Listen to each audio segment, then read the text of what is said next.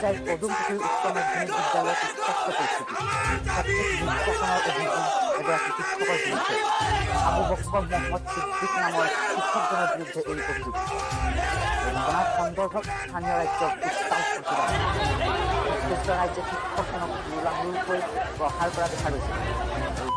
ৰাজ্যৰ প্ৰহাৰত শিক্ষকজন গুৰুতৰভাৱে আহত হোৱাৰো দেখা পোৱা গৈছে।